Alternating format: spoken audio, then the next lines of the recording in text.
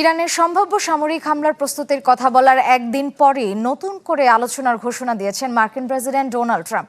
সোমবার থেকে যুক্তরাষ্ট্র ও ইরানের মধ্যে পরোক্ষ আলোচনা শুরু হতে পারে বলে জানিয়েছেন তিনি। একই সময়ে হরমুজ প্রণালীর ব্যবস্থাপনা নিয়ে ওমানের সাথে আলোচনা শেষ পর্যায়ে রয়েছে বলে দাবি করেছে তেহরান। কূটনৈতিক এই অগ্রগতির প্রভাবে আন্তর্জাতিক বাজারে তেলের দাম কিছুটা কমেছে। ইরানের ওপর ইতিহাসের সবচেয়ে বড় সামরিক হামলার হুঁশিয়ারি। তবে মাত্র একদিনের মাথায় সুর নরম করলেন মার্কিন প্রেসিডেন্ট ডোনাল্ড ট্রাম্প। চরম উত্তেজনার মুখে হঠাৎ করে দিলেন নতুন দফার কূটনীতির ঘোষণা। ট্রাম্প জানান, সব সামরিক পদক্ষেপ আপাতত স্থগিত রেখে সোমবার থেকেই নতুন করে শুরু হবে তেহরান ওয়াশিংটন আলোচনা।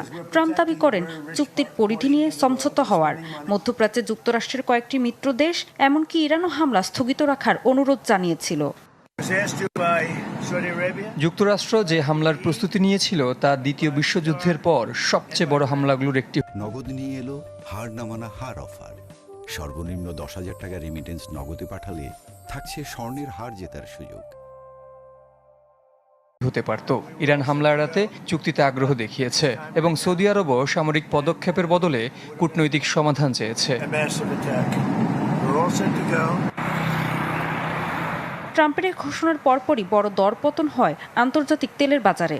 যুদ্ধ শুরুর পর থেকে এই পথ ঘিরে অনিশ্চয়তায় জ্বালানি বাজারে অস্থিরতা তৈরি হয়। তবে আলোচনার ঘোষণার পর এশিয়ার বাজারে ব্রেন্ট অপরিশোধিত তেলের দাম প্রায় 4.5% কমেছে। হরমুজ প্রণালীতে অস্থিরতা কমাতে চলছে জোর প্রচেষ্টা। এর ব্যবস্থাপনা নিয়ে ওমানের সাথে আলোচনা শেষ পর্যায়ে রয়েছে বলে জানিয়েছেন ইরানের পররাষ্ট্রমন্ত্রী আব্বাস আরাকচি। তবে তেহরান বলছে, আলোচনা যুক্তরাষ্ট্রের সাথে সরাসরি আলোচনার অংশ নয় এবং প্রণালী পুরোপুরি খুলে দেওয়ার নিশ্চয়তাও দেয় না।